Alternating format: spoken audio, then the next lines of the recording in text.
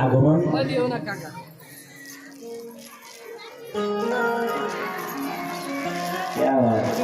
क्षणाने कार्तिकेयाचं आगमन झालं आणि जेव्हा कार्तिकेयाचं आगमन झालं रणांगणामध्ये आणि कळालं ना तारकासुर नावाच्या दैत्याला ज्याला कळालं आपल्याला मारण्याकरता भोले बाबाचा अंश बालक रूपाने या ठिकाणी जन्माला आला आणि हातामध्ये गदा घेऊन आला ना तारकासूर. माणसांनी माणसं सारखं मागं जा, माणसं मागं सरका मागं.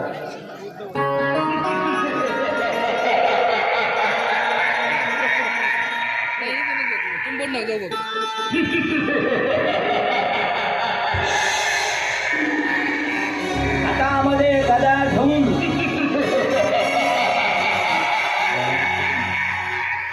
हातामध्ये गदा घेऊन या ठिकाणी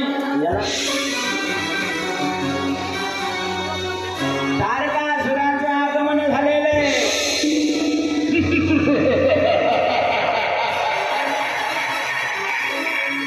तारकासूर हसू लागला, मला कोणी मारू शकत नाही,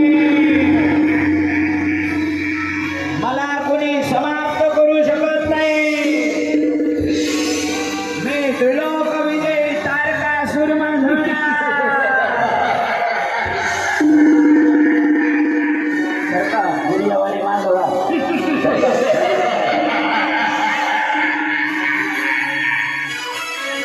हातामध्ये गदा घेतलेली आणि रणांगणामध्ये तारकासूर आला आणि या भोले बाबाच्या मुलाकडं पाहिलं तारकासूर हसायला लागला.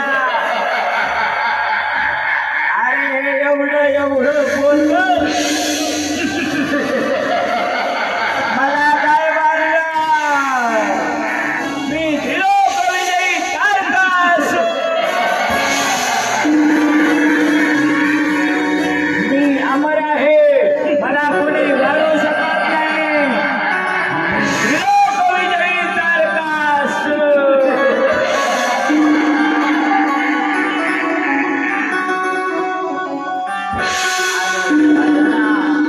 रणांगणामध्ये आले आणि कार्तिकेय बोलू लागला, तारकासुरा फक्त बोलू नको, माझा तर युद्ध कर, तुझ्या करता तुला मारण्याकरता माझा जन्म झालेला आहे, मी भोले बाबाचा पुत्र कार्तिकेय तुला मारण्याकरता प्रकट झालेलो आहे, युद्ध कर युद्ध.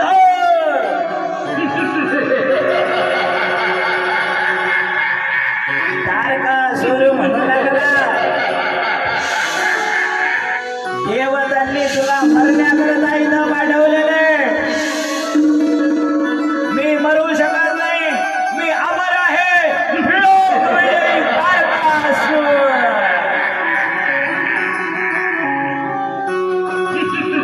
कार्तिकेयाने सांगितलं, फक्त बोलू नको, युद्ध कर युद्ध. आणि हातामध्ये खड्ग घेऊन झालं ना युद्ध सुरू.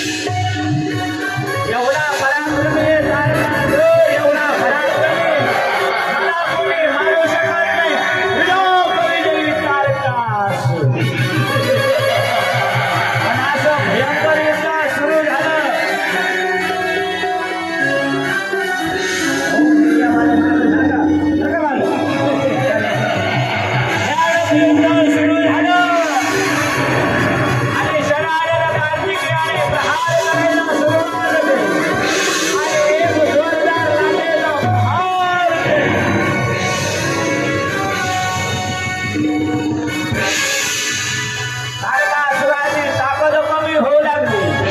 आवला तारकासुर पण ताकद कमी झाली. शरारर कार्तिकेयाने तारकासुराला खाली पाडले आणि जोरदार आपल्या कांतीमती नावाच्या शक्तीचा प्रहार केला. हर हर हर हर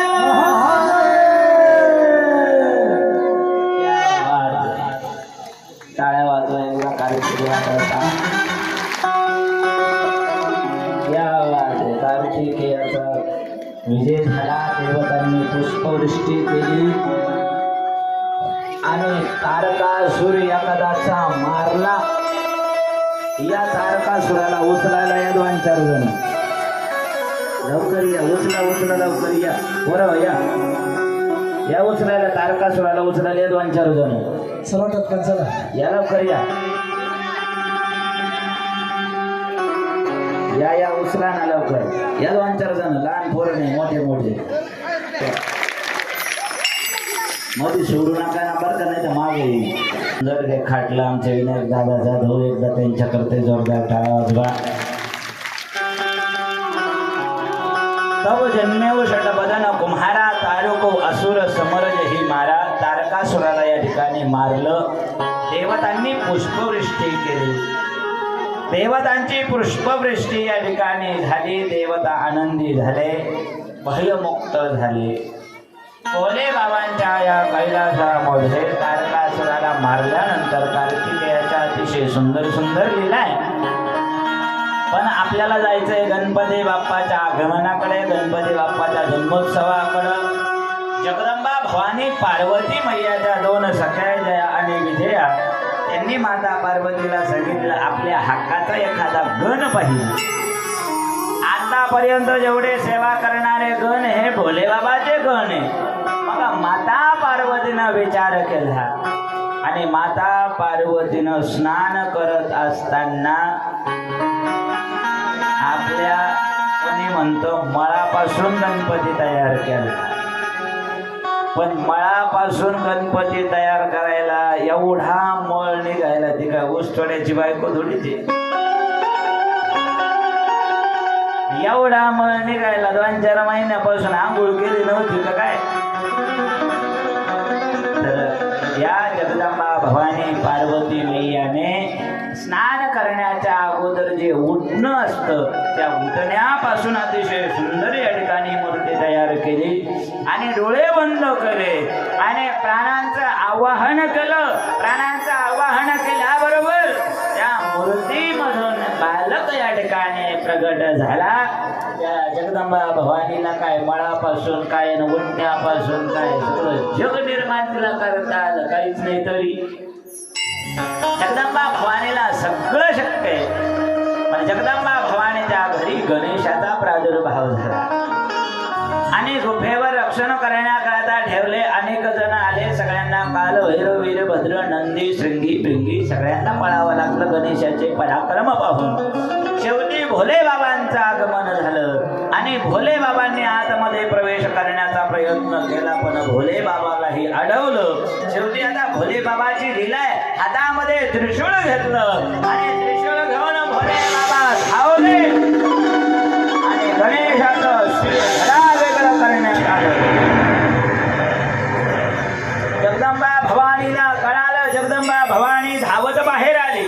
माझ्या बाळाला समाप्त केलं. माझ्या बाळाला जिवंत करा. माझ्या बाळाला उठवा नाहीतर महाकाली बनेल. सगळ्या जगाला समाप्त करेल. शेवटी उत्तर दिशेला भोले बाबांनी आपल्या गणांना पाठवलं आणि हत्तीचं मस्तक छेदून या गणेशाला बसवलं ना. गणपती बाप्पा उठले ना. गणपती बाप्पा. गणपती बाप्पाचा प्रादुर्भाव कैलासामध्ये झाला आणि माता पार्वती सहित भोले बाबा आणि गणपती बाप्पा कार्तिक सगळ्यांचं आगमन या ठिकाणी आपल्या स्टेजकडे होत आहे. याची डोळा आपल्याला गणपती बाप्पाचा जन्मोत्सवाचा सोहळा अनुभवायचा आहे. थोडा रस्ता मोठा ठेवा. भोले बाबाचं आगमन या ठिकाणी होते. तुम्हाला काल सांगितलं होतं चॉकलेट घेऊन आणले का?